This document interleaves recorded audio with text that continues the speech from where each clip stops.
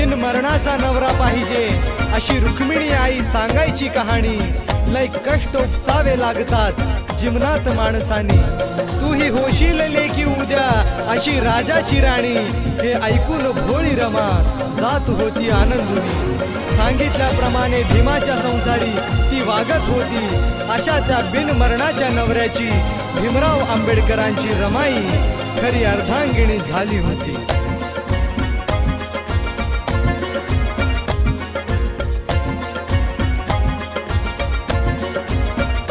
रामजी सुभेदाराची सून बाई, रामजी सुभेदाराची सून बाई.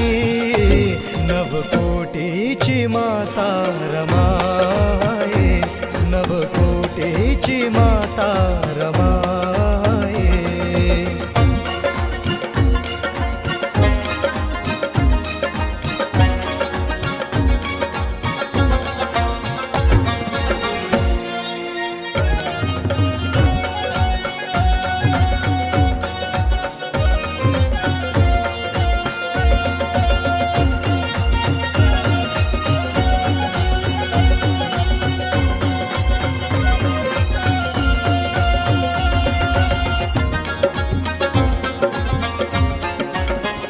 भिकू रुक्मिणीची ती लाडकी, गोड स्वभाव मधाळ बोलकी.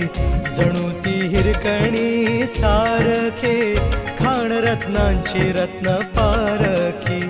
भिकू रुक्मिणीचा तो आधार, गरीब दुबळा होता संसार. काबाड कष्ट करूनी ते फार, सांभाळीत होती ही लेकर. तीन ती लाडकी चिमणी पाखर, रमाती गौरा आणि शंकर.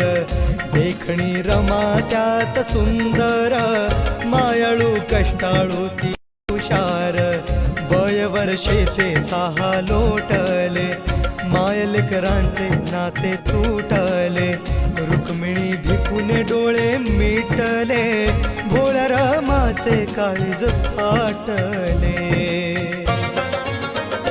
टाहो फोडून रडे धाई धाई, टाहो फोडून रडे धाई धाई. नवकोटीची माता रमाई, नवकोटीची माता